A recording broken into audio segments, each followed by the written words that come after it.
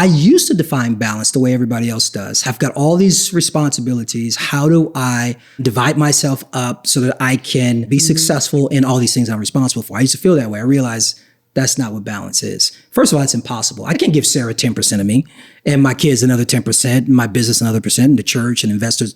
I can't do that. So for me, balance is not dividing yourself up in response to things that you're responsible for. It's becoming all of yourself, becoming your whole self, and then giving your best self to things in sequence. I tried, okay, on Friday, I'm gonna take my son Isaiah out. Thursday is gonna be date night. Yeah, I'm gonna spend time with my little girl on this day. And you know what I did? Because I wasn't balanced, I gave them a crappy version of me. So I did spend the time, I could check off the time, but what did I give them? I didn't give them my best. I gave them a formula. You can do all things well, you just can't do all things well at the same time. So today we have Touré Roberts. He is the founding pastor of the One Church, which is one of the most influential faith and empowerment congregations in the entire world. Is that correct? It is. Is that correct? Yeah, only because it's here in LA.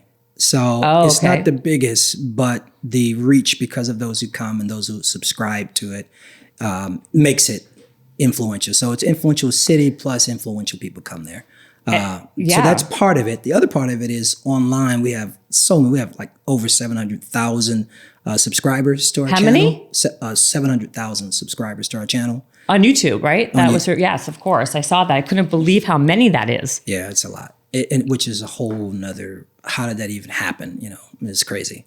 Well, first of all, I want to start by saying this, before we started this podcast, when I was asking you, how do you even become a pastor? I'm Jewish. I don't know. I want you to tell me that whole thing.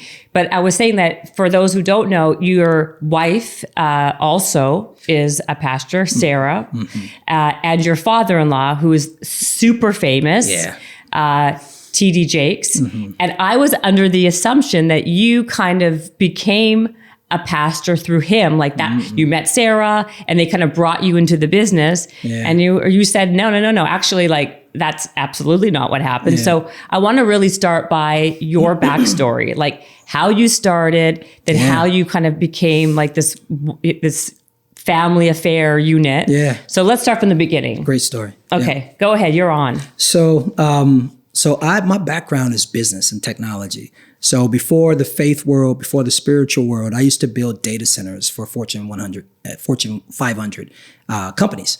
And so that was me. I was very successful. From that, I started my own company that was a complementary service to the corporation that I was working for. That company took off and made me more money than the corporation that I was working for. And so things were fantastic and great externally, but internally, I was a mess. In all honesty, I've always been a good person, but I was pretty full of myself. And I just wasn't, I was puffed up and proud. And so I had a spiritual awakening. I was 26 years old. I had a spiritual awakening. And ultimately for me, it was... What was this? Why? What was the catalyst? The catalyst, yeah. So I was married and my marriage was falling apart. And we got separated and we were splitting up. And I said, all right, my family was my stability. I was still crazy and wild and doing stuff that, a married man shouldn't do, to be honest with you. I was young in my 20s. No excuse, but it is what it is.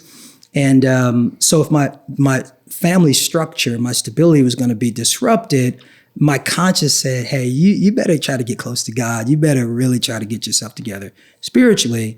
Because karma, is a monster. Is a bitch. I mean, can you swear? Are you allowed to? I am a grown man. I'm a grown amen. So you could swear if you want, for sure. Okay, because I would think that you wouldn't be able to. No. I was a person before I was a pastor. Yes, that's true. And I will always be a person. And to be honest with you, my audience are a bunch of cussers. Really? Okay. Yes. Who is your audience? Like, who are the... Yeah, I mean, it's diverse, but a lot of young people, a lot of millennials. My average follower, if you would, is between 25 and 49. 70% female, 30% male. They're young professionals. Locally, many of them are in entertainment. They're in the business. And I think for the most part, they're people who maybe wouldn't subscribe to traditional faith, a traditional expression of faith. They're influencers, they're culture shakers, and they just want something that's real. They don't mind faith as long as faith is big enough to fit their lives. Right. And so I hope I answered that question. No, because that's what I was saying earlier. You wrote, I should say also, Toure wrote a book called Balance. This is your third book. We're going to talk all about it after. And what I was found to be really nice and delightful, I guess, was while I was reading it, was that it is very mainstream. It's for people.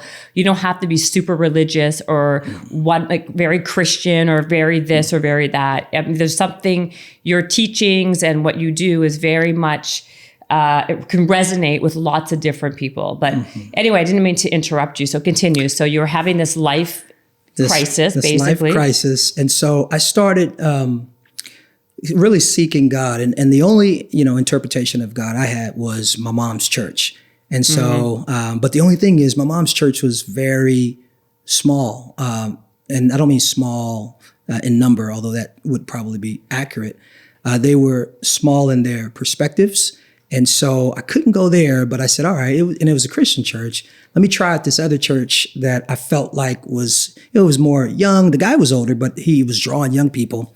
And I started sitting in that church, and it was like every message he was talking to me. It was like, wow. I don't know if you've ever had that happen where you're somewhere and somebody's speaking and what they're saying is resonating deep within.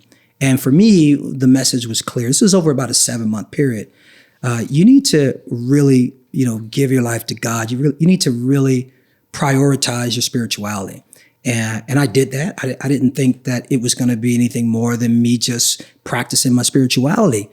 But when I started talking to people about my spirituality, it was having an effect on them. And so I didn't really choose ministry. Ministry was kind of like the organic overflow of what was happening in my life personally. And then I did have a moment where I felt like this divine calling. That's a long story, but ultimately through a series of dreams, the message was clear. You have to love people the way that you love your firstborn child. And you have a gift to communicate to people in a way that unlocks the gift that they have, that they just don't know it. So again, that was a whole ordeal. That would be a whole nother podcast to tell you how that unfolded. But so you were having dreams, though. You were saying, I know you don't want to go that deep into the weeds. Although I'm super interested. Okay, we could do it. But so that's kind of that was like kind of the precipice. You were having these dreams about that, and then that said, okay, I'm going to pivot to putting myself in the ministry. Is that basically? Yeah, I was having these dreams, and what were you seeing in the dream? Oh God! Well, I'll tell you this one dream. So I'm in the dream. It's me and my daughter. And first, prior to that scene, in the dream, I'm taken up. I ascend at a high rate of speed, and then I come to a halting stop. It's just a stop. But prior to stopping, I burst through this cosmic clear film. And then when I got there, it was like I knew everything. There was nothing I did not know. It was strange. Like I had just total knowledge. And then cut to me and my daughter, my firstborn child. Her name is Lauren. And in the dream, she had a gift. She could fly, but she didn't know that she had this gift. And so in this dimension, there was a whole bunch of hordes of evil people or beings, whatever they were, creatures, and they were coming to get us. And my response to it was to tell Lauren, I said, baby, fly. And she's like, Dad, I can't fly. I'm like, yes, you can. And I believed in her wings.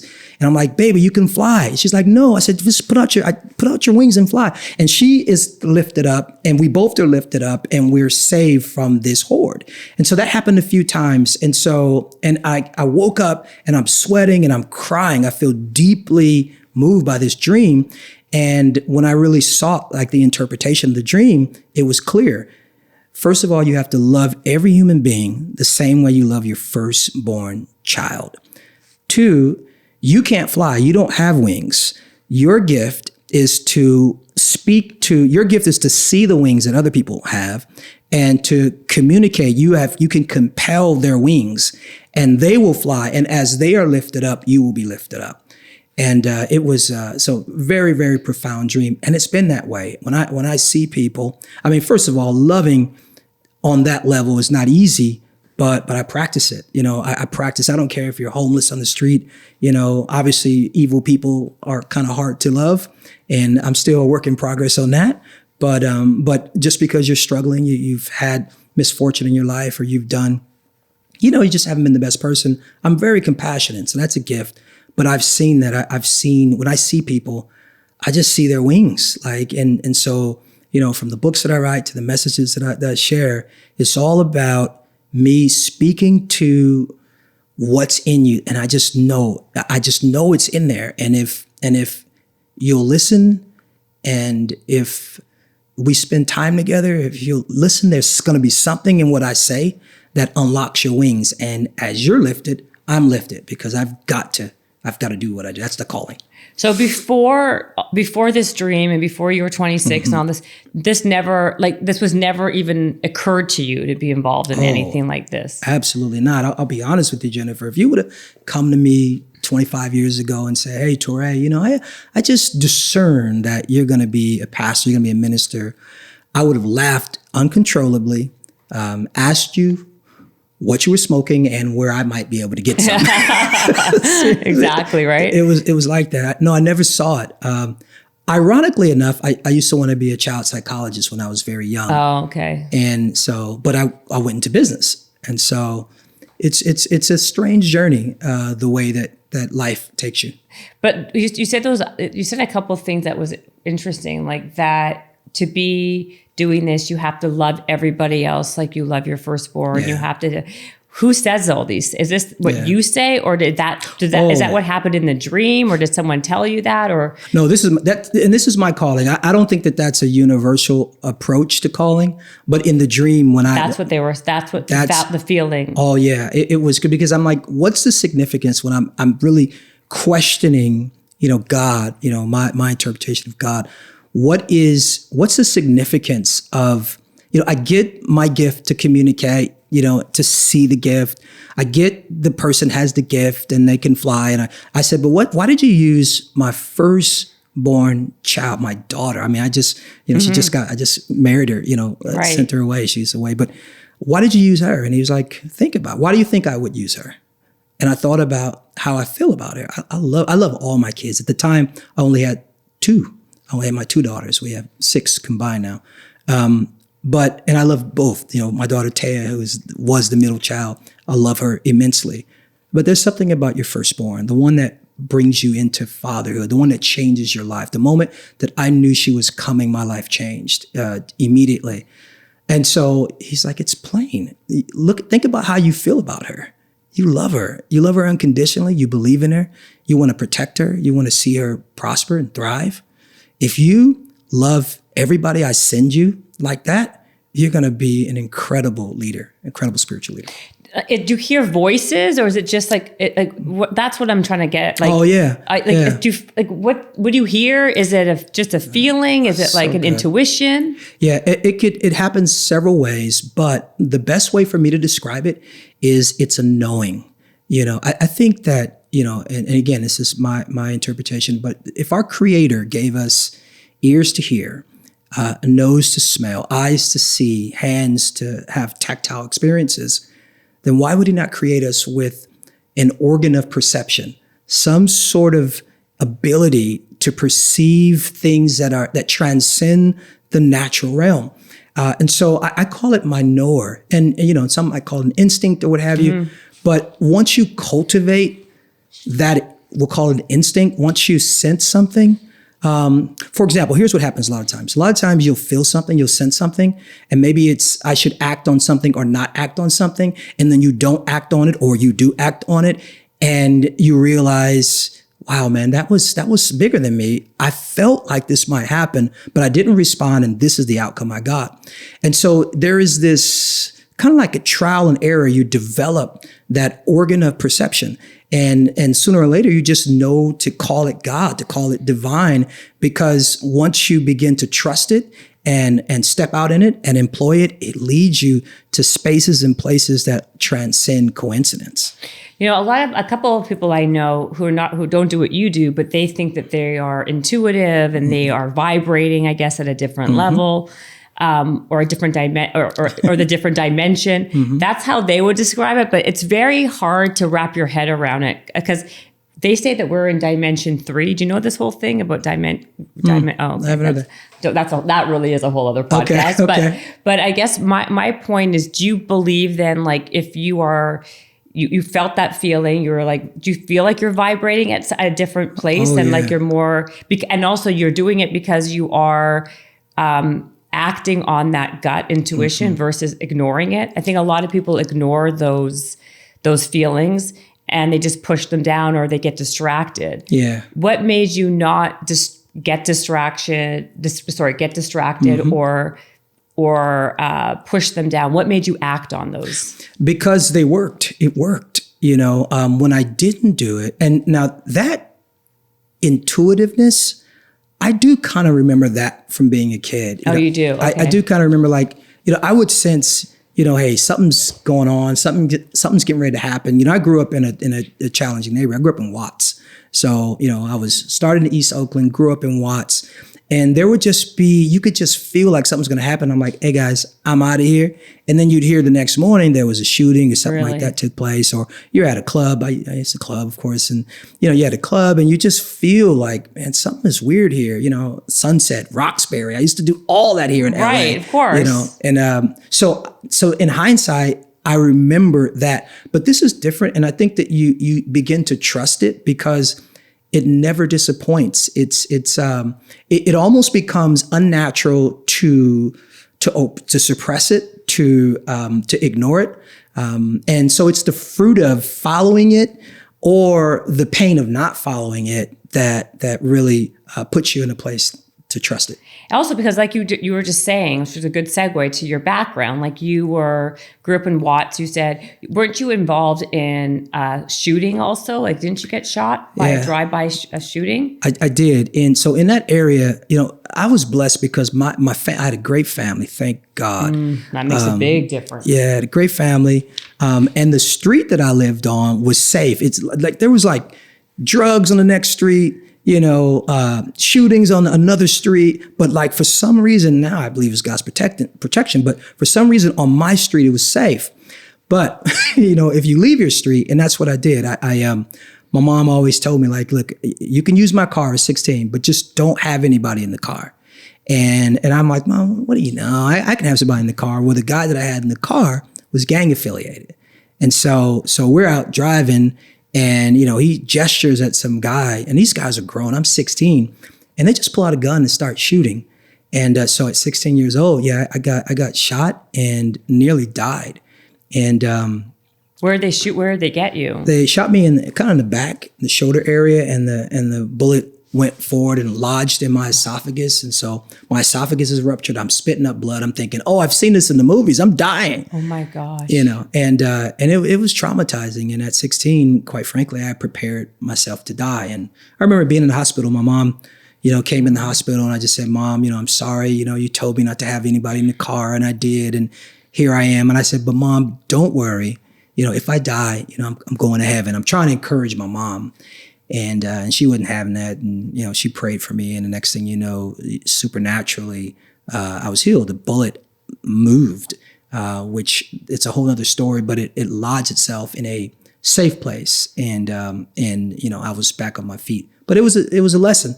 Maybe that lesson was, maybe that one was less about intuition, but more about listening to your mama, boy. Yeah, right. Mama knows best, boy. I was going to say, next time you're going to listen to your mom. Exactly. And I do today, by the way. You do? Okay, good. That's good. I like to hear that since I have a mom to a little boy. So then how did you, so what was the next, like, so do you go to school for this? Like, do you practice? Cause you have to write these terms. Like, how do you start this thing where now you have like almost 1 million people following you on YouTube with this, and you have a congregation, and what do you do? Like, what's the process then? Now you have a gift, or you have a calling or a knowing, then what? So it depends based on the denomination, what the requirements are. But for me, what happened was, I discovered my gift. I discovered that, wow, this is happening to me. And as I'm sharing this with people, their lives are changing. Now, I'm a business person. I can't, remember I was brought up in business. So I'm thinking structure. How do I get the biggest impact from my effort? This is great to sit around a coffee shop and talk to your friends or whatever, but like that's time and energy and effort. And I just want to have a big impact. So the business guy in me said, you got to create a space. Now I didn't even know it was a church. I didn't come up really around the church. My mom, was around Easter and, all that kind of stuff. But I didn't know the business of church. I didn't know the structure of church. I didn't care about any of that. I'm like, listen, I've got this gift. I've got this attraction. People are attracted to me and their lives are changing.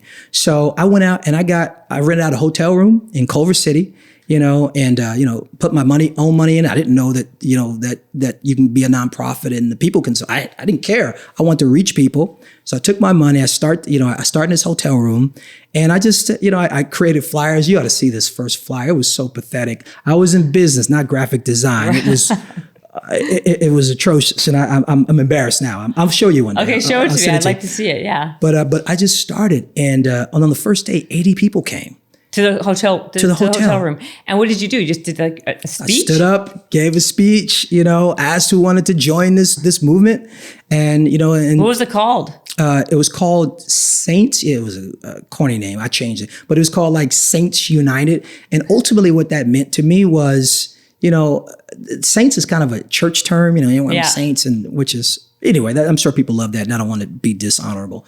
But United my thing was all about unity. I saw, I was born in Oakland. Oakland's a very diverse city. I grew up in LA. LA is a very diverse city. But I did notice in the church space, it wasn't really diverse. You had black churches, you had white churches. You didn't really you have it now, but I didn't see a lot of that. So I wanted diversity, not just in ethnicity, but in socioeconomic posture. I wanted people with diverse thought. I just felt like God's kingdom is this big, beautiful, diverse kingdom. Or else I couldn't serve a God who wasn't diverse. It was just, everything had to be just this. Right. That would be very short-lived for me. So that's where it was united. So Saints United Ministries. And did you charge people to come to the hotel room? No. It was just free for everybody. Free for everyone except me. Exactly, except right. you, right? Who paid for the hotel room. Exactly. And then how long do you speak for? So that was did you have a speech? I had a speech. It was probably about half an hour, 40 minutes. I had someone sing a song, and then who wants to join? Who wants to be a part of this? And a few people joined. One of my best friend for now 30 plus years, he was like the first person. Kenny is my friend. He's biracial. He's black and Mexican, and he's like, I'll go with it. He's been with me unto this day. Really? Yeah. Oh wow. Yeah, so it started like that, and I meet at hotel rooms, and then for a long time, honestly, it didn't grow. It stayed, small for 2 years, and then I felt, you talk about intuition. I felt like I was supposed to move it. It was in Culver City to North Hollywood. Didn't know why. Why do I go to North Hollywood? And most of the people, the whopping, few dozen people who were coming all lived, south of the 10 freeway.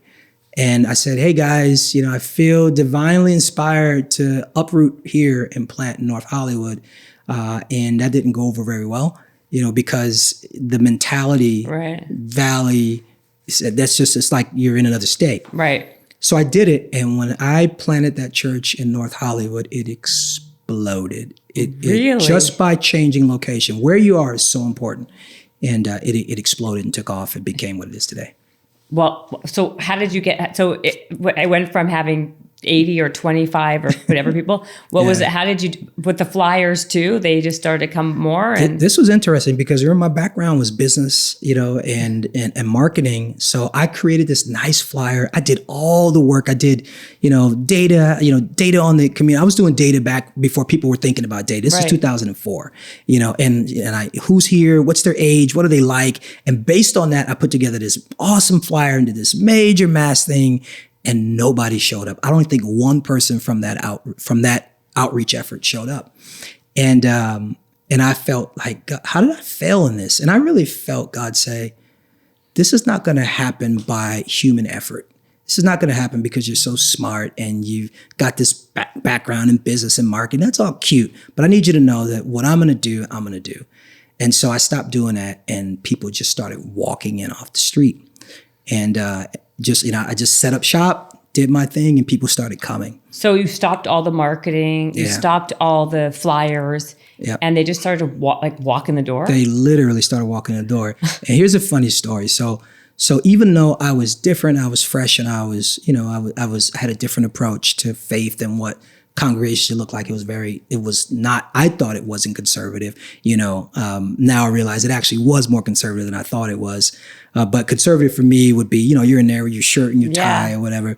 I didn't have a shirt and a tie, but I did have my Dockers and my braided belt and my loafers, and a blazer. And so this young guy comes in there, and this guy's got on jeans, and he's got on a t-shirt. This is 2004. He's got Chuck Taylors on, jeans and a t-shirt. And he comes in, he sits in the back. And I'm like, this is a peculiar sight in a house of worship. Yeah, right. This guy's got on jeans.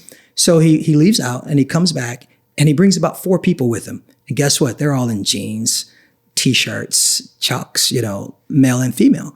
And I'm like, this is strange. So after service, he walks up to me, and he's like, and he talks real fast. This guy's name is Brian Kennedy. If you Google him, he's a major music producer, Rihanna, Chris Brown. What's his name? Brian Kennedy. Brian Kennedy. I'll look it up after. Yep. Yeah. Anyway, but he wasn't at the time.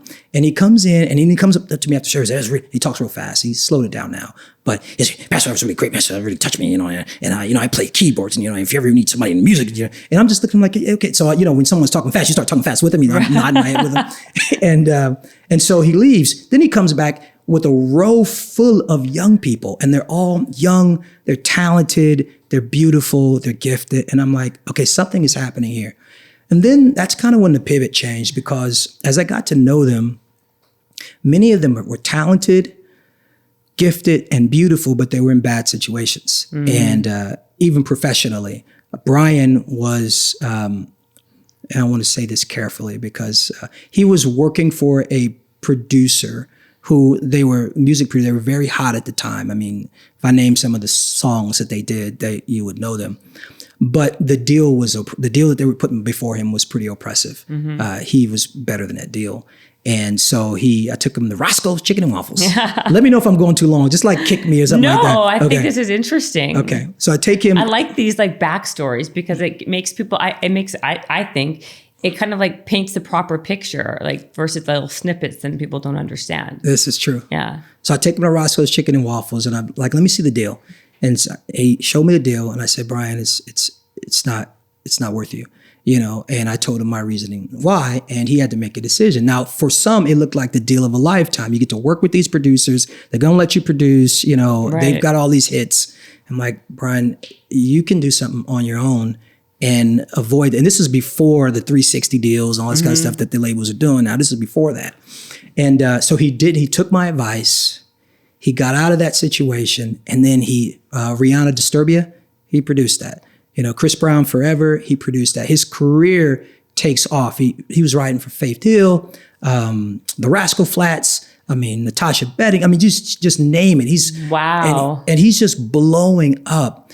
And there were a lot of stories like that. And because these people had influence, they were bringing people to the church, and the church took off. And the fastest growing demographic at that time was young Hollywood. But the reason why I bring it up, particularly as it relates to them being in bad situations, because I'm thinking about this other girl named Natasha. And Natasha was gorgeous. Just a beautiful girl, but her self-esteem was in the tank. And I'm like, Natasha, you're gorgeous. You're bright, And so I got a little pissed at the industry, to be honest with you, because I'm like, here are the young people they're moving from all around the world to come here because they're talented. And they were just abusers in the space, and they were oppressing them and making them feel less than who they are. And so my message began to be shaped by who was coming. And so God gave me language for young Hollywood. And I started talking to them, and it would be their lifeblood. I talked about identity. I talked about, value, worth, affirmation, purpose. And it just exploded. And so that's kind of the that's really how it happened. What happened to Natasha? Natasha's doing great. Yeah. Okay. What's she doing now? She's an actor. She's doing great. Is she very successful? Would I know who she is? I guess not. I wouldn't call her very successful, but you know what? She's successfully emotionally. Okay, good. Like, yeah. As a human being. Yeah, and she is doing. She's doing well, but there are people in our church that are much more public than her. A lot of people. I did. There was a show, we sold a television show to ABC in 2019 based on my life. It was a sitcom. ABC studio bought it. And sitcom? Sitcom. That's hilarious. I love it. Sitcom based on me and Sarah.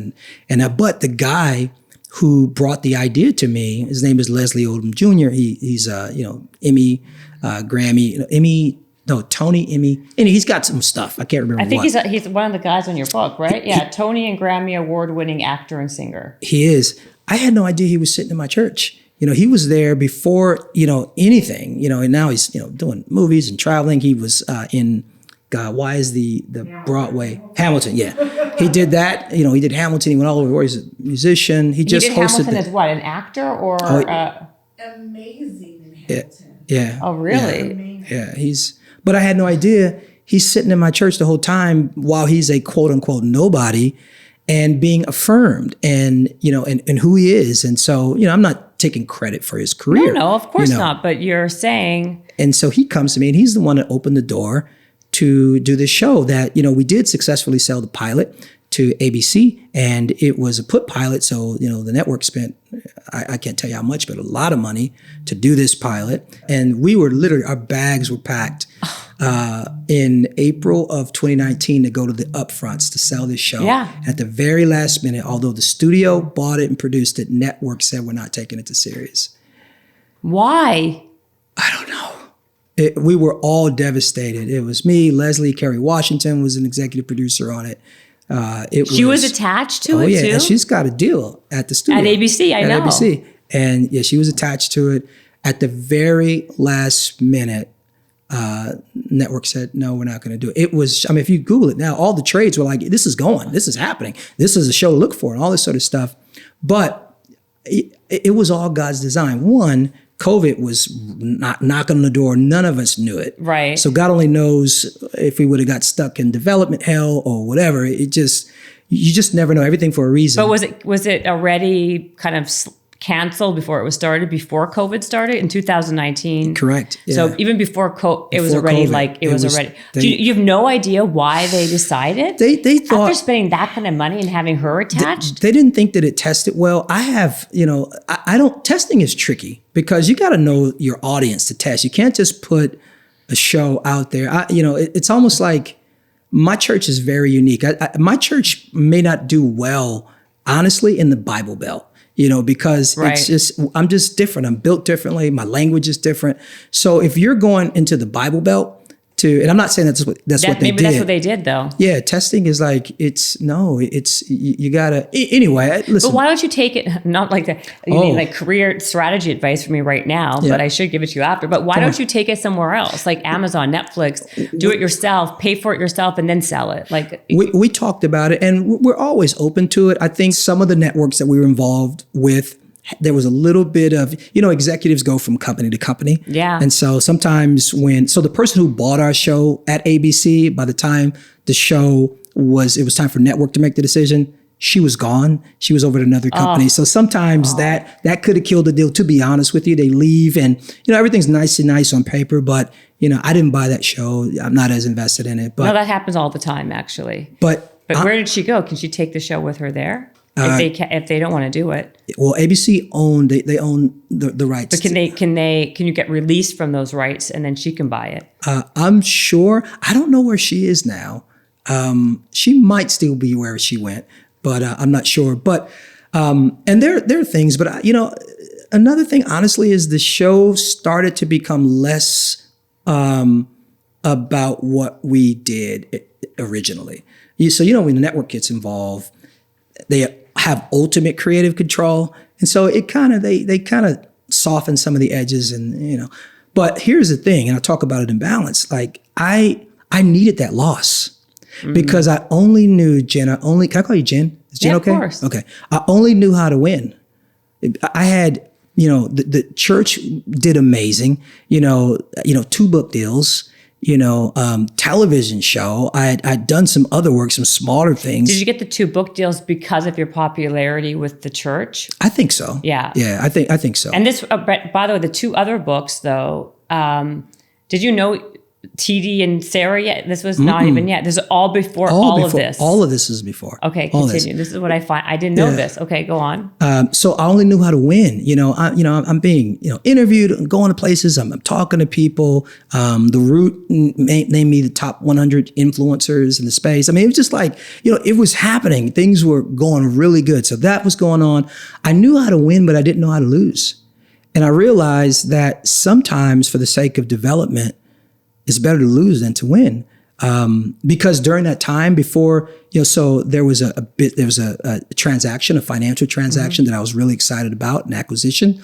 And that deal fell apart. I found out that, people say it's too good to be true. In this case, it was. And I lost a lot of money, earnest upfront money. And then, to quite frankly, my legal fees to make them go away and cry uncle.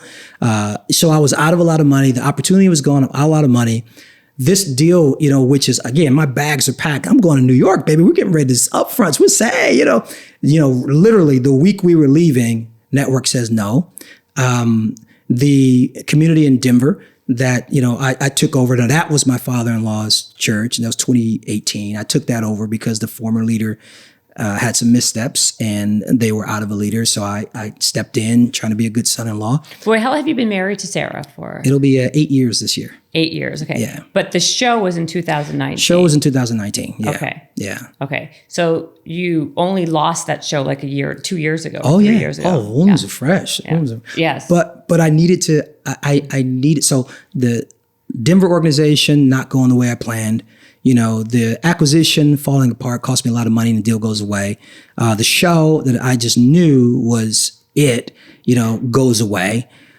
That was a lot of loss in one period of time. And I started struggling like, man, do I still have it? Am I still that guy?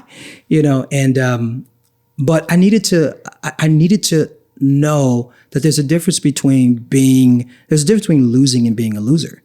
And it taught me that. And I just think that there's more value, honestly, sometimes in losing than winning. And I know that that's not a sexy thing to say, but it's true. Like to get up again, to trust again, to believe again, I think that you should never waste a perfectly good failure. People look at failure and they're like, man, I'll never try again. I'm going to go a different route. I'm never going to take a risk again. And that's a waste of a failure. I think if you do an autopsy on failure, and you get in there and you start moving the spleens around and different things, you'll see things. There's a treasure there that will set you up for the next thing that you're trying to do. So I needed that loss, to be honest with you. And I've won in other ways since then, and I'm going to win again. And the main thing is I'm never going to stop taking risks because, when you start talking about scaling, I know this is kind of a business podcast as well. And scaling, obviously, we all want to scale. You can never scale if you don't stretch, if you don't put yourself out there. Absolutely true. So anyway, it was tough, but I'm glad it happened actually. So how did you, it's always, it's hard that it happened. And you could say now, oh, I'm glad it happened because you got this and that. What I'd like to ask you more about is you're talking about resilience and falling and then getting back up again. So when this happens to people, do you have do you kind of give people who follow you, what would you say the first couple steps are for doing that, kind of getting yourself back up and to not quitting? Because actually what you said, I say a lot is being a loser and losing are very, very different. Very different. What actually makes you a winner is getting right back up again and keep on, moving forward. So what would you say? How would you tell people in your congregation that they can do that and get out of their own way to succeed? The first thing I do is give them permission to say, ouch. I'm not that guy that says, man up, dog, that's not me at all. It hurt. I was battling some dark moments. Hey, have I lost my thing? Is my season past? It was a tough time. And I had to be honest with myself that I had been bruised, because if you don't do that, you're going to walk around bruised. You're going to walk around perhaps even bitter. You're going to walk around with no faith. You just kind of, if you don't acknowledge the fact that it hurt, there's no possibility to get that wound healed. And you're going to be a victim forever until you say, ouch. So the first thing that I would do is say, hey, acknowledge the fact that it hurt. You're disappointed. You're mad at life. You're mad at God. You're mad at whoever's on the other side of it. Just get it out. It's okay to not be okay. That'd be the first step. Then assess it. Okay, so is there a lesson in here? I think with every loss, there's a lesson. So what am I supposed to learn? And really, and you hear that all the time, there's a loss, but no, really do it. There's something, I know it hurt, and maybe it hurts to look at it. So that's why you got to grieve it for a minute. That's fine. Grieving is fine. It's part of the process. But then really get in there with an open mind, get ego out of the way, stop pointing fingers. Don't blame anybody. What can I learn from this mistake? Study it, do an autopsy on that loss, that failure, whatever. Look at it, and you're going to find something in it. There's an insight there. There's something in that thing. See, it's not all dead. There's something alive in there. So when that show kind of took a nosedive, and the Denver thing kind of happened, and you lost money, when you didn't know what was going to be the next opportunity, what has happened to you since then that's been a really good opportunity that you never even saw happen? Oh, goodness. That came from those fail. If those things happened, you wouldn't have been able to do X, Y, Z. What was that? First of all, there's a shift in my mind. A lot of times, so here's the thing. How many people that aren't fundamentally in the entertainment industry sell a television show to one of the biggest studios? It's Disney, ABC. First of all, who does that? So I was over here crying and licking my wounds about it not going to series, and we sold a show to ABC. If I didn't do anything else in life, take the 6 billion people on the planet, how many of them have sold a show about their life, mind you, to ABC Studios? That can't be taken away from Very me. few. Very few. So with Kerry Washington attached. With Kerry Washington, freaking Kerry Washington. Right. Who now we're friends and family. It's how does that even happen? So it shifted my perspective. Touré, you're looking at this wrong. Yeah, it didn't go there, but dude, you played in the game, boy. You didn't go to USC Cinema. You don't know anything about that. Well, a little bit, but that's not your space. You don't sell shows. You're not a showrunner. What are you talking about? Right. So it shifted my perspective, and it created a resilience in me. And now I'm a beast. And I'm a beast not because I have all these accolades, and I've got things that I'm proud of, and I'll share that with you. But not because of that. I'm a beast because no matter what comes my way, I don't give a flip.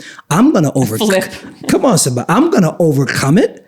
I'm going to figure out, I'm going to find the treasure in that trial. Okay, tell me the treasure. What have you found? Well, so one perspective, there's a powerful thing about knowing that no matter whatever comes your way, you're going to survive it. That, first of all, that's gold in and of itself. Mm-hmm.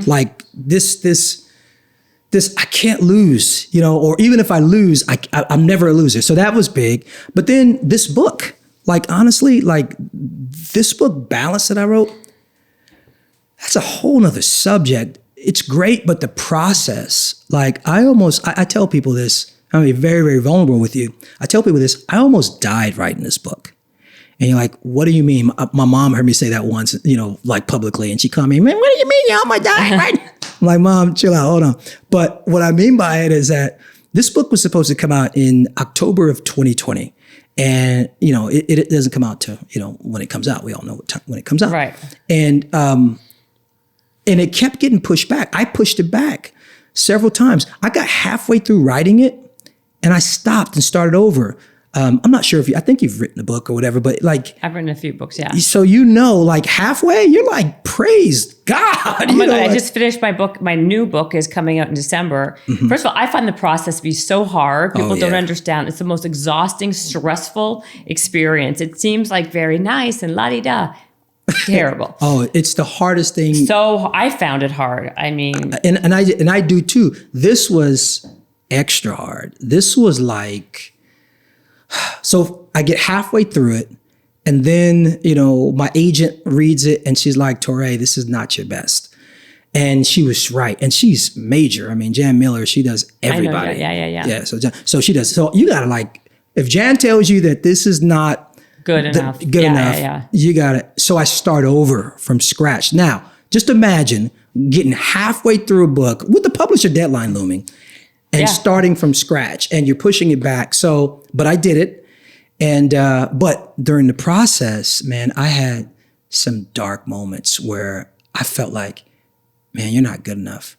Again, that voice, I call it night, where that voice comes and you're not good enough. You don't have it. What are you doing? You're a loser. You are loud. And it's like, and I remember this moment I'm only laughing because it's I can totally understand. I know what you're talking about. It's the worst. So I'm in my hotel room. I always take several weeks away to write. And I'm in my hotel room and I have this onslaught of thoughts that you're a loser, you can't do this, look at you, you're an embarrassment, you're a shame, here you got this deal and you can't deliver. And it was just, and I don't think it's uncommon to have to overcome negative thoughts, but this was different. This was like, I was being oppressed by these thoughts and I'm by myself and I'm in this hotel room and I'm panicking. I can't sleep. It's going crazy.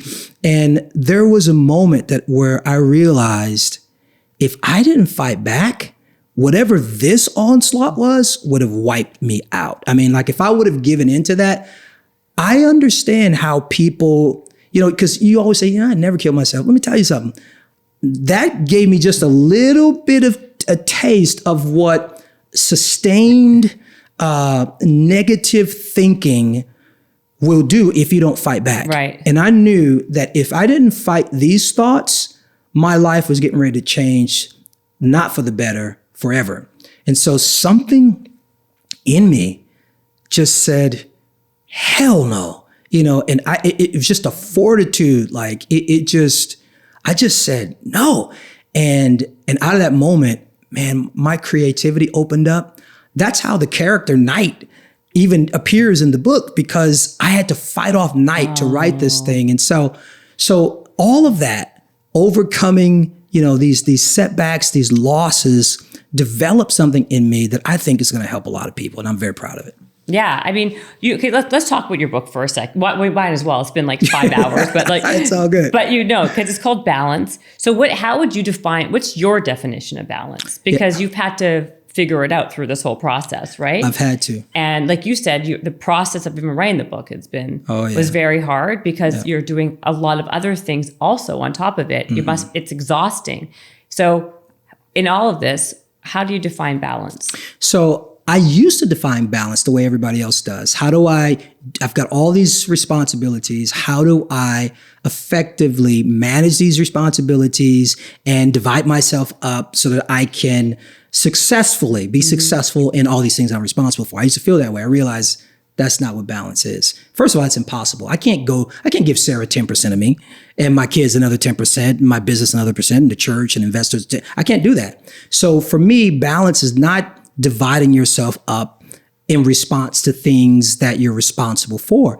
It's becoming all of yourself, becoming your whole self, and then giving your best self to things in sequence. And so I think that balance is really about wholeness. I don't think it's a discipline. We've enough books about work-life balance. They're effective, but that's not where it's at. Because listen, I tried it. Jen. I tried. Okay, on Friday I'm going to take my son Isaiah out. Thursday is going to be date night. Yeah, I'm going to spend time with my little girl on this day. And you know what I did? Because I wasn't balanced, I gave them a crappy version of me. So I did spend the time. I could check off the time. But what did I give them? I didn't give them my best. I gave them a formula. It's not a formula. Balance is about being balanced. It's a journey to becoming your best self through disciplines and steps that I talk about, so that you can do all things well. You can do all things well. You just can't do all things well at the same time. I totally agree with you. It's not about I'm going to spend 50% of my time at work and the other 50% I'm going to do at home.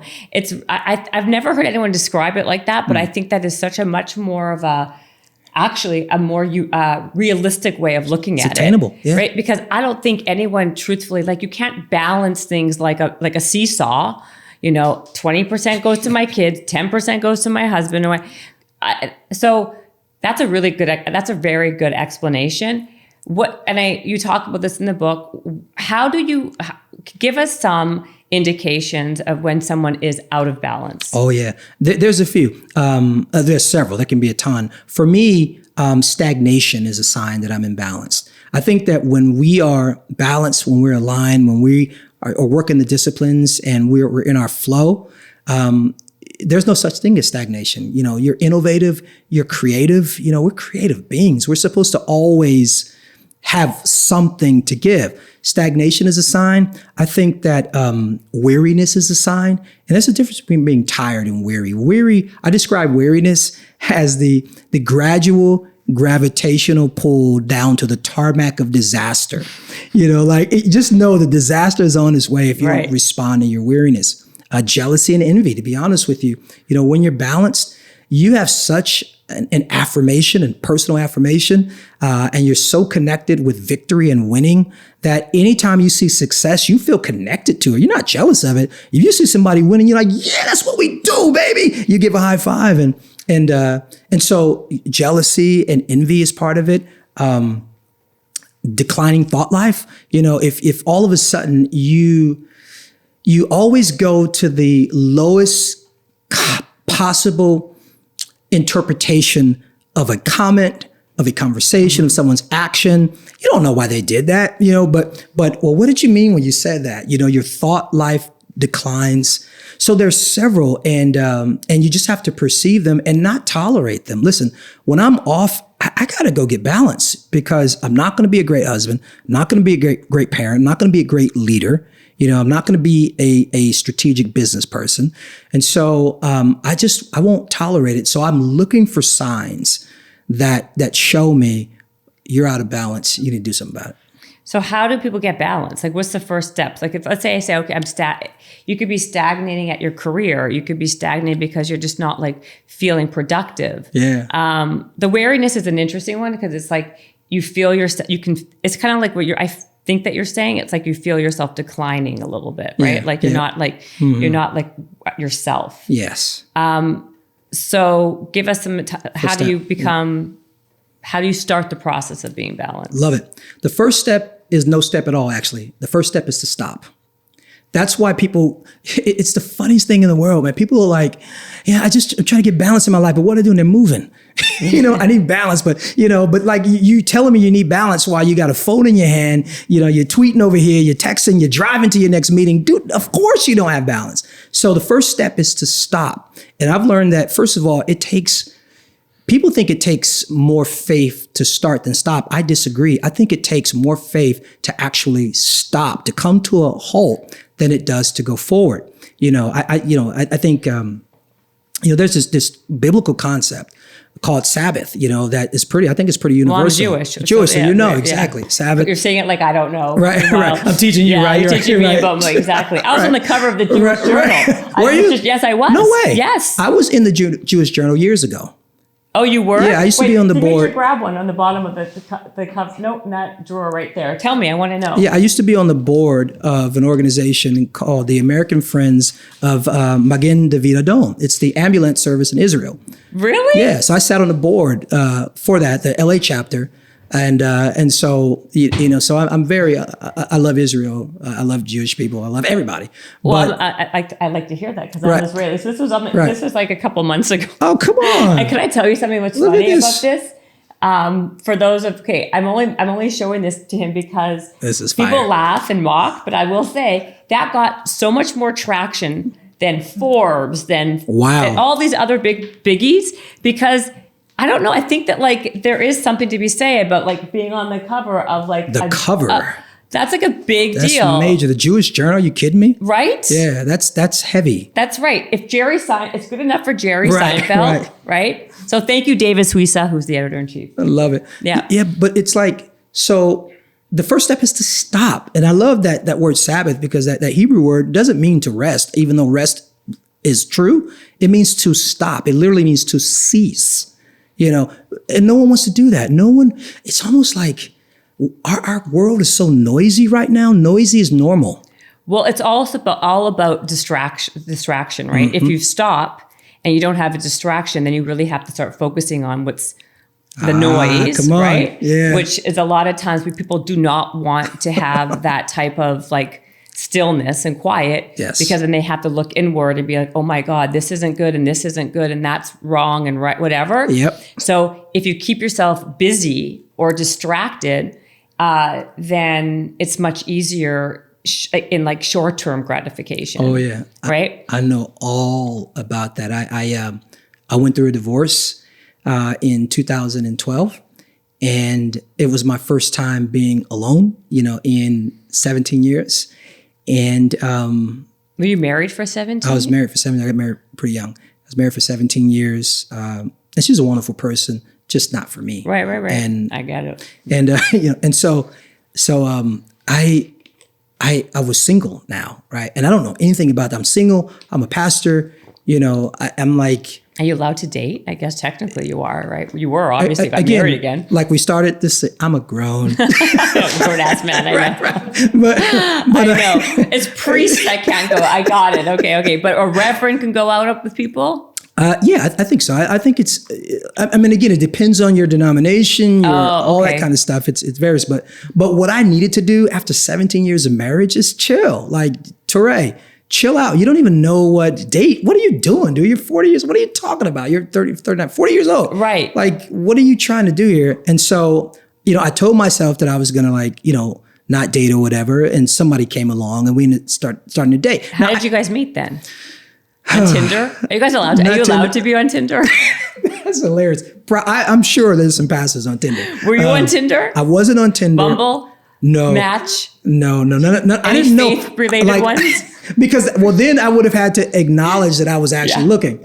Right? Christian mingle, right? Christian mingle. Now, I would let me tell you something. I would not do that. Okay. Because I love Christians, but Christians are some crazy people sometimes. No, give me somebody. Were you on dating? Right. No, I'm not doing the Christian thing. But so I started, we had a professional relationship, and she. How did you meet her? Was she a pastor then? No, not at all. She a fashion designer? She was in fitness. And she was in fitness? Yeah. Like, what was she doing in fitness? I didn't know her. What was she doing? I haven't told you her name, so you might know her, but I don't know if you would know her. I was talking with Sarah. No, you're not at Sarah. I'm not at Sarah. Oh, no. No, we're talking about when you need to be alone to deal with your stuff. Sarah yet. Okay, not at Sarah yet. So you're like having to be alone, and then someone sets you up with this girl? Well, we had a professional relationship. Was she your trainer? Yes, you're so good. Okay. I'm going to Google who his trainer was. Yeah. She is my trainer. Where, at a gym or like at a private gym? She would come train me at my place. Okay. So, and then she steps to me one day, and it was so funny. But let me tell you what's funny about it. Like she was such a Mac, and she's a great person, but she was such a Mac because, we're having lunch one day, and it was just like, we're just having lunch. You're cool, I'm cool. You're training me. And then she lunch is over, and she's like, so when are we going to stop playing this game? And I'm like, playing a game? Like, I'm not playing a game. Like, and she's like, come on, you're interested in me, and I'm like, okay, because I was so vulnerable. And granted, she's gorgeous. And, okay. and, of and course, fun. You're not hiring a guy trainer. You're hiring a hot girl. Are you not? Yeah, but I wouldn't do that again. Okay, there you go. Right. Okay, there it is, right there. But that wasn't what she was really good at. What she did, I'm sure. But, right. I'm sure she's great. This is amazing. This is great. Okay, so then you guys started to date then after she confronted you? And we started to date, which was so stupid. It just because I take it she's not your trainer anymore. No, though. she's not. Okay. That we just ended that. Sure. But I think the issue is I needed time to myself, but I wasn't ready for alone. I wasn't ready for what I might find. Right. In the it's scary. In the silence. And so that it didn't go well, and finally I said, look, why are we pretending? This is not right. And I broke it off. And then how long were you dating for? A few months. Yeah, it wasn't very, I guess a few months could be considered a long time, but a few months. Did you find a new trainer? I did find a new trainer. I did. And I just, actually, no, I stopped training and I started just doing what she taught me. Oh, Yeah, okay. I didn't. Yeah, Probably safer that way. yeah, I think so. I was too vulnerable. I was open. I'd never been, by myself, Right, since alone. college. And I think what's funny is guys sometimes are blinded from the fact that people might want to have a relationship with you. I was so naive. I thought that people were friends. I had one lady tell me, "How real can we be on this podcast?" Very real. What do you mean, how real? I had one lady tell me, and she was actually, this is bad. This is so bad. Good. The badder, the This is better. bad. Better the badder or whatever. She basically told me, "Hey, I can sleep with you, and it won't be anything. Like I'll even come to your church, sit in the pews, and it won't be anything." And she was and she meant it. Like I will. And I'm like, oh, it's real out here. Like, Yeah. Oh, you didn't realize it? No, I didn't know. I was in a bubble. Oh my God. First of all, can I just tell you something? By the way, girls are worse than guys. I freaking learned. It was like, Did you really not know this? I didn't know. No, because I've been married for 17 years, and how many of those years? 12 of those years, I was a person of faith. So I was walking this really, pretty straight path, and I was faithful to my wife and all that kind of stuff. So I was shielded. And so probably being married to her was probably a blessing in disguise because it shielded me. Well, but also I would imagine if you're getting to be very popular in that space and you're on like a stage, and you would have a lot of groupie like girls who would go there, or guys also maybe, who just had the hots for you. Yeah, but it's not like you're like a dog. It's not like you're like 100, obese, right, old man, right.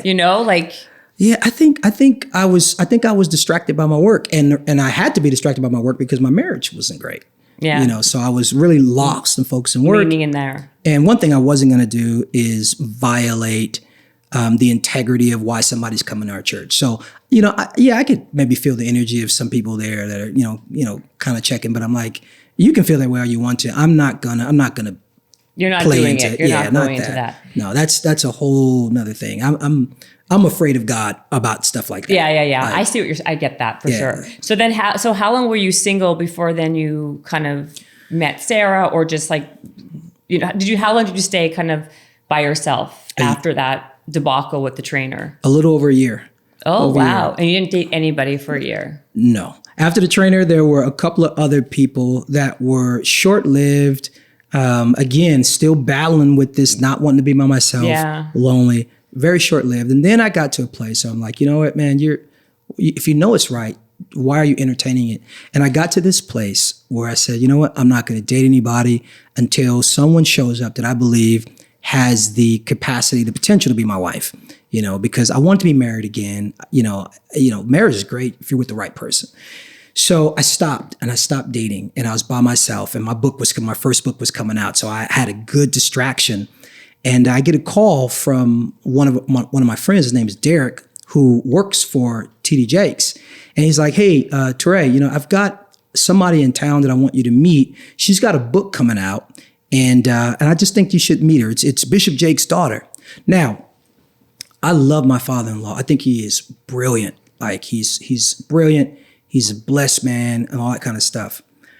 But when I consider my father-in-law, when I consider my father-in-law, and I think about his daughter, all I can do is see him with a dress on. Right. And I don't want to date someone who looks like my father-in-law with a dress on. He's a big, burly, you know what I mean? And that's with all due respect. No, he's he's a big man. Yeah. I understand what you're saying. So I wasn't expecting for Sarah to walk to the door. We met at the Peninsula in Beverly Hills for lunch. So I'm sitting down, or for breakfast. So I'm sitting down, and she walks in, and I'm like, what? She's got on like jeans. She's got ripped jeans on. She's got boots, up to her, and she's bouncing around and stuff like that. And I'm like, hi. You're so confused. Yeah, it was weird. And so we had a phenomenal conversation, a wonderful conversation about life. Our views were very similar about purpose and about what it means to be called now and what the world needs. She wasn't a minister at all. What was she doing? She was an author. She was a blogger and an author. For what?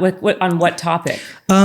Her first book was called Lost and Found. So she was kind of telling her story, getting pregnant at 13 years old and having a baby at 14 while being in this high profile family. So she was inspirational, kind of a women's magnet. Her blog did well. Was she ready? Was she well known in that already or not yet? She was known, but not, well, like in my world, she wasn't known at all. No. But like, was her blog very popular? Oh, her blog was popular for sure. So if she had a book deal, she must have had some popularity around popularity. her. Yeah. Plus, she's Bishop Jake's daughter. Right. I was going to say, how long has he been around, by the way? Oh God, 20. He's had that church in Dallas for 20 years. He's probably been popular for 25 years, like wildly popular for 20 years for sure. Right. So she comes from obviously being his daughter, then she's like well known in that space. Exactly. Yeah. That's true. Yeah, being there. She's young, but yes, to your point. Yeah. So how old is she at this point? She's 25. At this point, okay. Yeah, and so we meet. We have a great conversation. There was definitely chemistry, but not romantic chemistry. I wasn't looking at her like that because remember, my mentality is I'm not touching anybody unless they have wife potential. And to be honest, she's younger than me. And so when I did have a little list, to be honest with you, about what I wanted to look like. She wasn't in the age bracket, to be honest with you. So there were just things. How old is she now? How old is She's 30. She'll be 34 in July. 30, so we got a 15 and a half year age difference. So so we have a great talk, great breakfast. I told her, I said, I want you to come and speak at our church. I think my people will love you because you're not churchy. You got on jeans. Like, my people, you're young. You kind of get it. Your messaging is good. I want you to come and speak at my church on Mother's Day. Unbeknownst to me, that she didn't speak. She wasn't a speaker. She had done some talks, but she had never done like a church message at all, ever. I had no idea. And so here's the crazy thing about that. I didn't see her that way then. I saw her, I felt like I met her and I felt like I needed to protect her because I knew what it was like in the church world to be kind of like me in that you're not super religious and you're popular and you have this charisma and you draw people. And sometimes the church world gets uptight, and you're in Hollywood and they just assume that you are whatever they think about us in Hollywood. It gets weird. And I felt like, man, this girl, she's going to need some protection. And I didn't know, like Bishop Jakes, I knew who he was, but I didn't follow him, to be honest with you. Yeah. Because he's brilliant and I was missing out by not following him.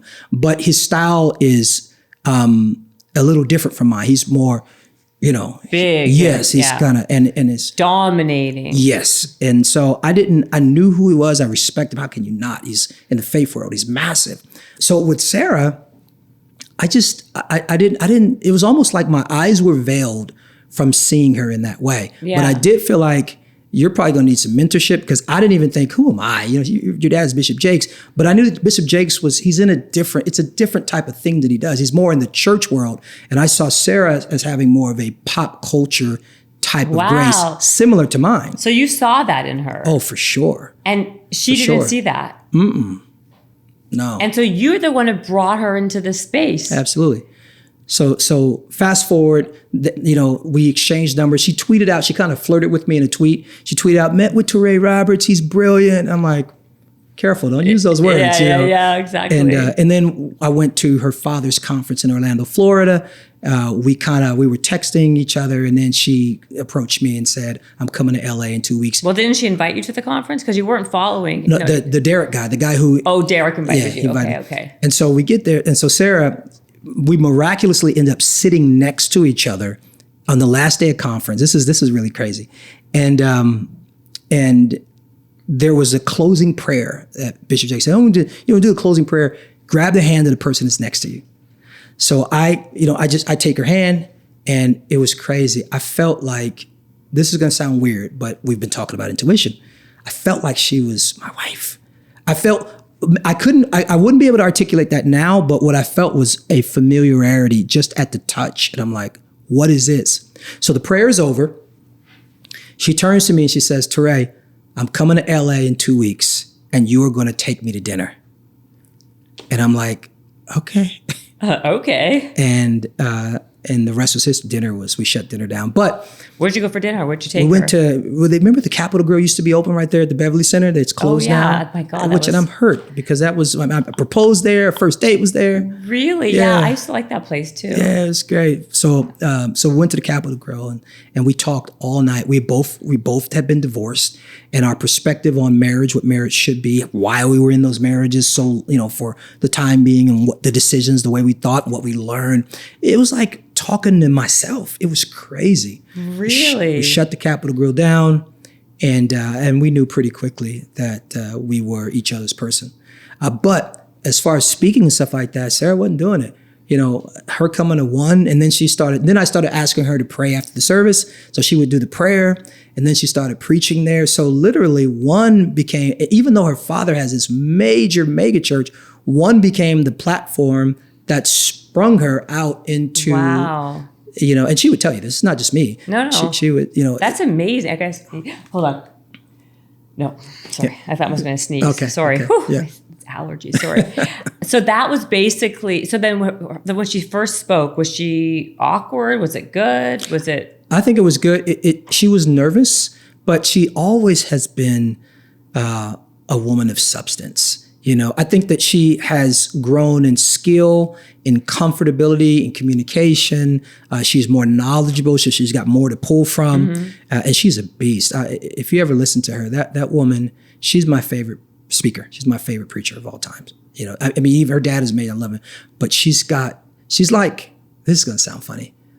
She's like a little bit of me and a little bit of her and a little bit of him and all of herself. And she is fierce. I love to hear her speak. No, she's very good. I've heard, when she was on the podcast, I told you, and a year ago, I listened to a bunch of her stuff, and she's excellent. Yeah, she's amazing. Where does it come from? How do you guys even put these things together over and over? And because you got to do it every week, right? Every week. Someone asked me that. It's funny. It's become so natural that I forgot that it's actually a phenomenon that you can come up with literally life-changing content every single week. I think for me, it comes from a couple of things. One, things that I'm learning recently. I think that in order to be a good communicator and a good minister or life coach or whatever you want to call yourself, you change people's lives, you have to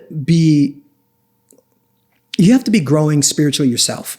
And so, there are disciplines that I work every day to keep me aligned, to keep me really connected to my spirituality. One. Two, you got to love people, So when I'm even when I talk to people or before I get up on the stage to speak, I'm turned around and I'm looking at the audience because I want to see them. I want to see you. I want to feel you. I want to look in your eyes. I love you. I have to love you in order to be effective. So I need to pause and look at you. And a lot of times it's weird. I can, it's going to sound strange, but I can kind of feel people. I can feel what they're going through and what they need. And really? Yeah, it's really, really, that's why I can't I have points, but I can't write my sermon out for word because I respond to who's in the room and I respond to how they respond. And so if I say something that really resonates, or maybe it intrigues a person, but they need more, then I'll work 3 or 4 analogies until I feel like the room got it and I can move on. And you'll think about them on the fly? Oh yeah, absolutely. 50% at least of my message is extemporaneous. It's right there. I'll have a theme. I have somewhere that I want us to go, but it all depends on who's in the room. We used to do multiple services and each service would be different, although the theme was the same because of whose energy is in the room. And you would do one sermon every Sunday. How many people would show up? So our theater is supposed to hold about 800 people, but we learned how to put chairs down and get the lobby going. And so it'll max out at about 1,200. And we were doing 3 services a Sunday before COVID-19 hit. And so three on Sunday. Three on Sunday. 8 o'clock, 10 o'clock. Yeah, back then it was 9 o'clock because it's LA. Ain't nobody coming at 8 o'clock. Yeah, no, exactly. I was going to say by yourself, crickets will be in the audience. Exactly. Yeah. Good morning, everyone. All 4 of you. But 9 a.m., 11 a.m., 1 p.m., and then we would do a midweek service. By the way, how much is a membership? There's no membership. It's free. Yeah. Okay, so how do you guys make money as a church then? It's a nonprofit, you said. It's a nonprofit, yeah, through donations. And so all donation based. All donation based. So do you guys put around like a bucket to people? We used to before COVID-19. We used to, but yeah, we would pass the bucket around, and there's no you don't. We just trust that hey, you see the value of this, right. Not just for your life, but for what we're doing in the community. Practical stuff. Because the spiritual stuff is majorly important. We totally get that. But people got practical needs. There's some people that you're never going to, well, I won't say who knows, but you never may believe the way I believe. But you still need to eat. You still need, job support. Right. You still need all these other things. So And people respond to that. People want to give to organizations that are making a difference. And so, do most people give when the bucket goes by? I think so. It's hard to tell. So I get a report. I can't see who's giving what. Right. It's kind of, You can't anyway. How do you know if it's going that's around? True. Well, you don't have to. You can give anonymously, but most people want the tax break. Oh, so does it come around with a piece of paper that says, you can tell I haven't. Yeah, you can do that. Or now it's all automated. So you can text to give and you've got a profile set up. So you literally text the number and the amount that you want to give and it goes to that. And so on our back end, we have, computers that track who gives what. So at the end of the year, they get their giving statement and they can deduct those gifts from their tax returns. Oh, but but in person, when the bucket goes by, there's no technology, is there? Nothing. No, I don't even know. We're starting back. I don't even know if they're going to do buckets. We're probably still going to be digital. And people give stocks and Bitcoin, all that kind of stuff. But then on digital, how do they do it though? If you're watching, how do they do it? So it's a text. So they start off with that's what the text. Okay, so text. So you send them a text first with a form. Okay. And so that captures their data, their name and address, so we can send out the mailing statement, email address. And so now every time they text, the system already knows it's them. Right. And so it tallies up their giving. So interesting. Okay. Yeah, it's like, and none of this stuff I knew about when I started. I just said, look, I want to help people. Here it is. Go for it. And how much do people normally give? What's like the going rate? Well, it depends on how much they make. So some people, and I think in person first. Let's go in person versus online. So there are principles, and I'm pretty sure. I think this is the same in synagogues, but there's a principle called the tithe, which means a tenth. And so some people who really, really are followers and believe in the church and what we're doing, give a tenth of their increase. Like I literally 10% of everything I make, I give to our church. And that's where I start, and then beyond that, I help all kind of other places.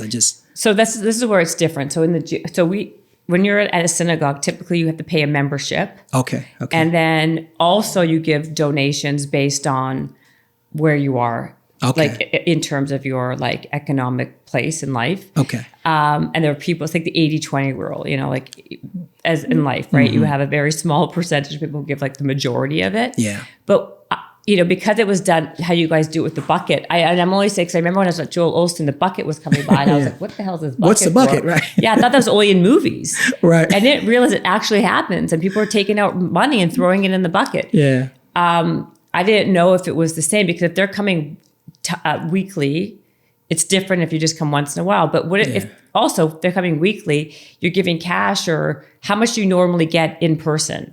Oh, it depends. It depends. From like $1 to... Yeah, people give $1, 20. It depends on where they are. Now, and our church is a pretty young church. And so young people a lot of times have young money, and so I think that we do well and stay afloat because there are a lot of young people who do so. But then you're right, it is the 80-20 rule. There's some people that do very well. And some of them aren't even local. They'll be either overseas or in another state.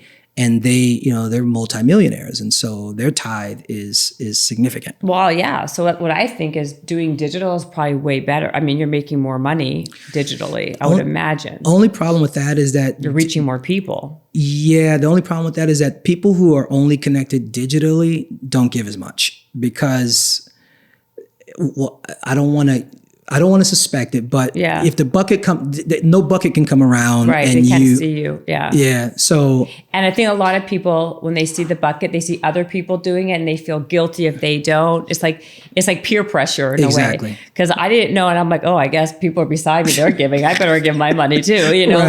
Because I didn't. You don't know. You want to feel inclusive. Yeah. But I was always curious about that, because also when people do donation, you tend to make more money.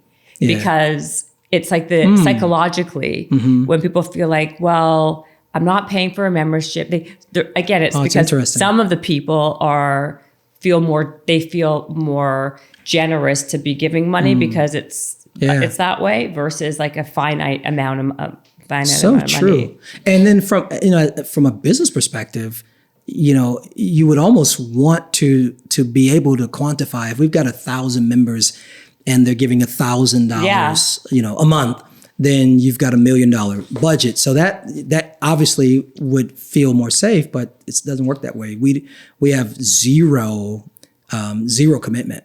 And so it's all, and you have to trust that people, you have to trust for sure. But you have a huge, congregation. You guys are probably raking it in. I mean, let's be honest. Not really, but I'll tell you when we did well. COVID helped us. Because one thing, you're a nonprofit, so literally you're not supposed to be profitable. Isn't that interesting? I know. So most nonprofits though can make a lot of money though. Yeah, oh, for sure, because people are generous and they support. But I'm not saying you're supposed to spend it all. Right. But if you're like a nonprofit and you're just growing and growing and growing and growing, and there's no outflow into the community and into the world, that's a little tricky. So, but COVID helped us in that. Because we couldn't use the facility, our overhead dropped significantly. Right. Our numbers, our donations were, they were pretty flat. I think we jumped 7%.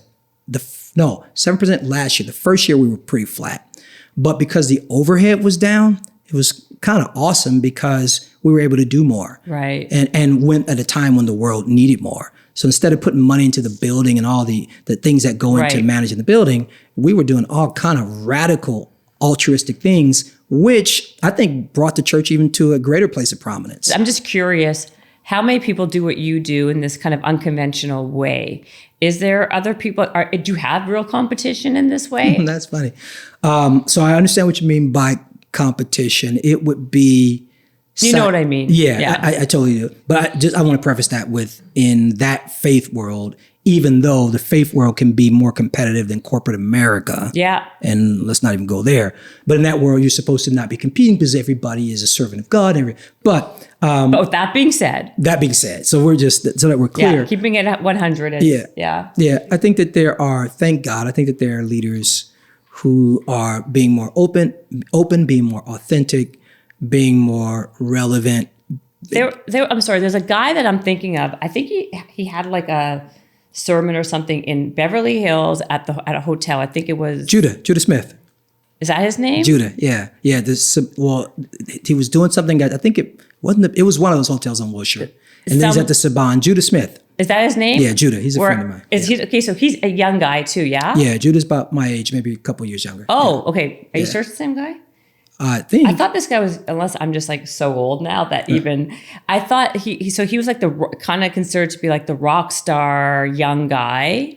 Could be Judah. And he was bringing all these entertainment people, and I was invited to go a few times. Yeah? Yeah, that's Judah. Him? Yeah, Judah. Jason Kennedy was there. Yes. Yeah, that's Judah. Yes. Yeah. Okay. How is he different than you? First of all, I love Judah. I think Judah is an incredible human being. I love his broad perspective in bringing people together in the faith world. I think that I'm probably a little more raw than Judah. Oh, okay. I think because his father was a pastor, and they had a massive church in Seattle, Washington. I didn't know that. Yeah, okay. Yeah, and I love him. I think that he is dynamic, greatly dynamic, and there are some similarities, in fact, because he does draw a lot of entertainment people. Yeah. But I think, and I don't want to say but, I'll just say he's raw. I'm pretty doggone raw. Right. Like so I'm probably, maybe that's why, maybe that is not a good thing. I don't know. I think he's maybe more polished, where I'm a little more, I'm polished, but I also will get to a place that I will get gritty to get you. Yeah. If I've got to get down there and just tell it like it is, talk about, how I was, promiscuous or, egocentric, Nothing's really off limits, so to speak. I mean, some things are, but not really. If I got to show you my scars to really connect with you, I'm going to do it, and he probably is too in his own way. But I think we have a lot of similarities for sure. Okay. So what else? I know that you obviously you're a businessman. Yeah. And you do all this other, what else, how do you divide, not in a balance, divide your time, but what else what are you up to? You obviously have this church, you have this book. What else do you do business wise? Do you have other entities that you do, or? I do. We've got a multimedia company whose Okay. and our thrust right now is the music.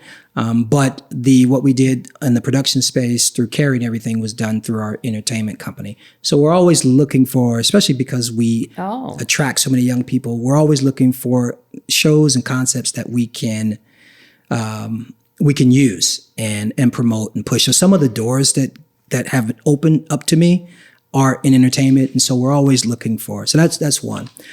I also have Touré Enterprises is all things book and speaking. So I travel and speak, to leadership events, to some business events, and I've got that going too.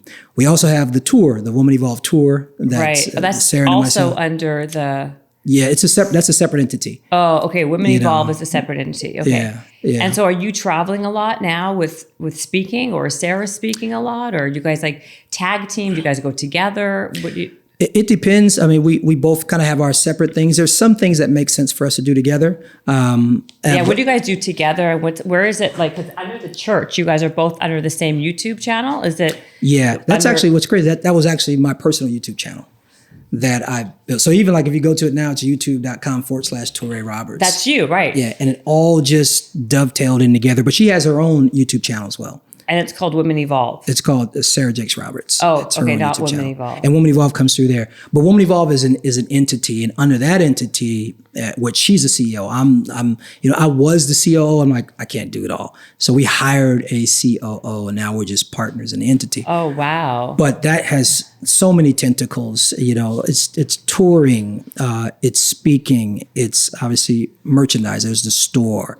It's clothing, it's podcasts. It's you or her. Are you talking about yours or hers? That's hers. Okay. Some of those entities we share in, but that's kind of.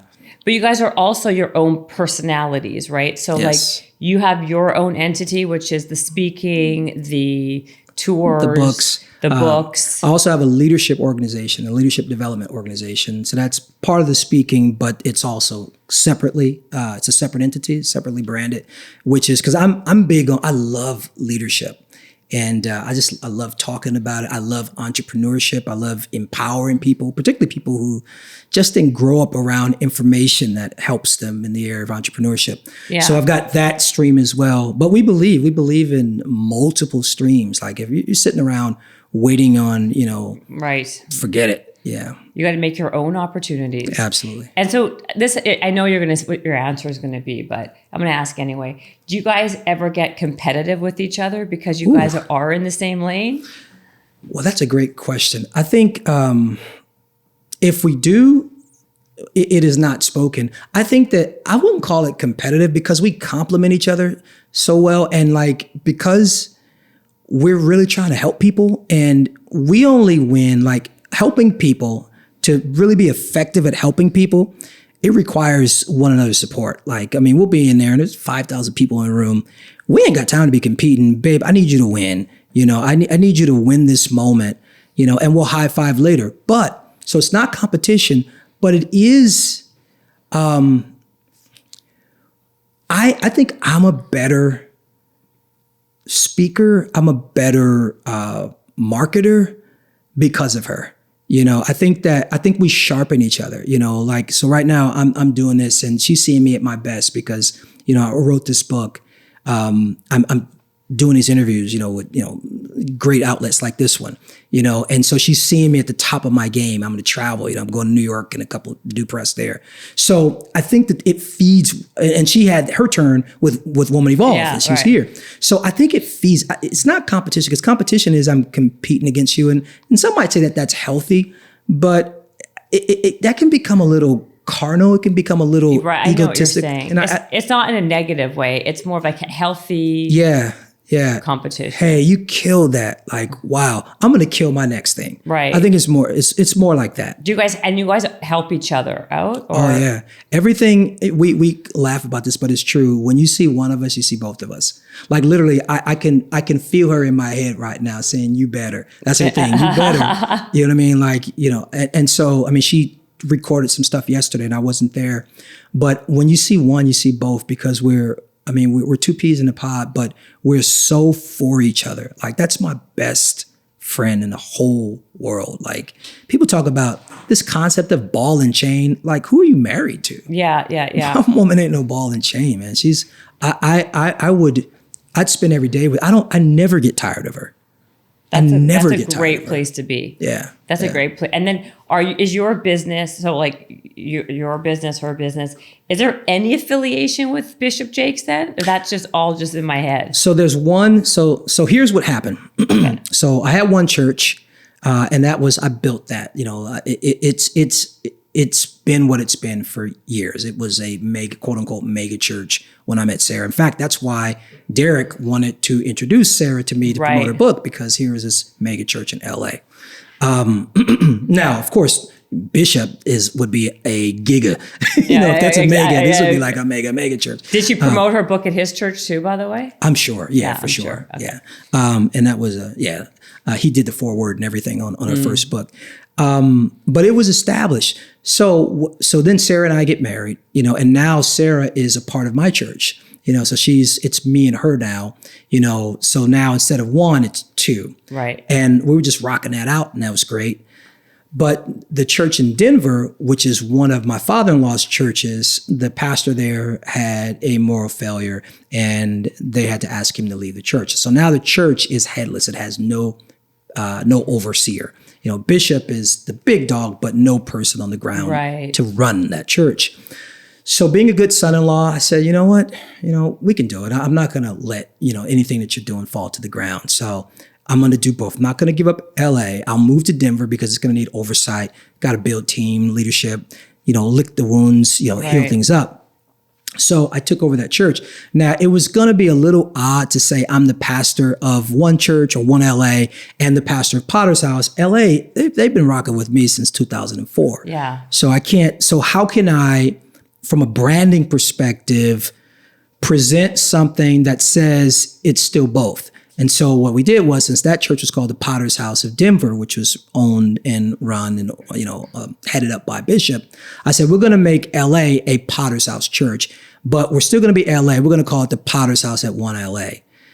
So it was, at the time I thought it was a good idea because it makes them feel like, hey, we're just merging into, a bigger situation with him, and I just wanted them to feel like I wasn't leaving them.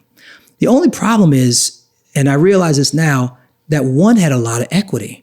I didn't realize that. Like, when my father-in-law, he had a talk show he did, and he had to come out here to do the talk show, and everybody on set, the producers, down to the, craft service people, and they're like, yeah, no, I go to one church. And so he's like, whoa, this church has a massive brand, and we did. So in hindsight, wow, yeah. And so people still, even to this day, still, even when it was the Potter's House at One LA, would still call it one church. Right. That's how strong the brand was. And it was unique for all those years. So, but I changed it. And I think it was a mistake, to be honest with you. It wasn't a mistake in my intention to unify and to let my LA people know that I'm still there. But I think if I had to do it all over again, I probably wouldn't have taken that other entity, but that's a whole other story. But anyway, so when the pandemic hit, everybody went online. We lived in Denver for a year. I moved back because I just couldn't. My family thrived in LA. Thank God we didn't get rid of our house in Calabasas. Yeah. Our family thrived. And I moved back, started doing Denver remotely. And then when I say remotely, streaming from LA into Denver. And then when the pandemic hit, everybody was virtual. So I took Denver and, of course, LA virtual, kept our feeding center in Denver open and our local outreach to the community open. But I closed the church and made it digital only. And I decided to close it personally or permanently, with the exception of online and local outreach, so that I can focus here. When I did that, I brought the name back. And so now it's one, but to honor the Potter's House, there's a little tagline that says a Potter's House Church. So I reclaimed one, and good. One is true to me. Right. It's true to me. So anyway. No, I like that. Oh my God, I feel like, how long have I been talking to you for? Oh I know. This is good. We can do this forever. I feel like I didn't ask you any real of the questions I had written here, but Getting back to your book, I think I asked you like 3 questions about cool. it. I asked you about balance, and I asked you about how to know if you're in balance, how to get in balance. Did we talk about how to get in balance? A few steps? Yeah, we talked about the step of stopping, quieting the noise, and then we kind of went on a tangent. Which are the first 2 steps? The power of no, we didn't really speak about. We got to talk about that. Yeah, let's talk about the power of no.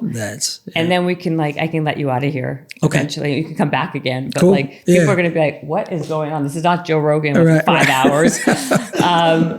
So please, you talk very much about this in the book. About 90% of your time, you should say no to things, not the opposite around. The power of no. Yeah. Why and why? Yeah, that's probably, that could be the most important chapter in the book, The Power of No. And the reason why no is important is because yes is expensive. When you say yes to something, and it's easy to do because, let's talk about it. Somebody presents something to you, particularly if it's a friend, a mentor, somebody you want to work with, you know what I mean? And they present something to you, or an opportunity, the easiest thing to do is to say yes. Because why? There's instant gratification with yes. There was no conflict. You're liked. You feel good. There's instant gratification. Okay, great, right? But the only thing is it feels good in that moment. But what happens later when something that you really want to do, something that you've been working your butt off for, you've been preparing for, you've been praying about, you got all your friends in, that comes up. Now you've realized the value of the yes that you gave, because now you have to say no to something that matters, and then you get busy. And so, I am dramatic when I say that you ought to have the 90-10 no to yes rule. It does seem dramatic, right? What, 90%, 9 out of 10 things I ought to be saying no to? Absolutely. Now, here's the caveat. If you have a good structure, good system around you, good staff or whatever, then maybe it's more like 50% because your staff is screening some of the requests that come your way. So maybe you're at 50-50, but the average person who don't have gatekeepers, don't have anybody around you, you should be saying no, because you want to have a healthy amount of yeses available for the just because. When I say yes, I'm committing my time, my energy, my person, and my availability. I'm a limited resource. I can't do that. I'm flattered you're here now. Yeah. Thank but you. It's true. No, I'm honored. This is great. So no is everything, because yes is expensive. And you know what else I like about no? No qualifies your relationships, because some people, the relationship only works because you always say yes. You should just try it. Just I always say, let me just throw a no in here and see if they walk away. And you'll be surprised. Some people, if you're offended because I have a boundary and I'm trying to protect myself and I'm trying to better myself and I'm trying to level up, and in order to do so, I have to tell you no this one time. If you're offended by that, you're not my friend.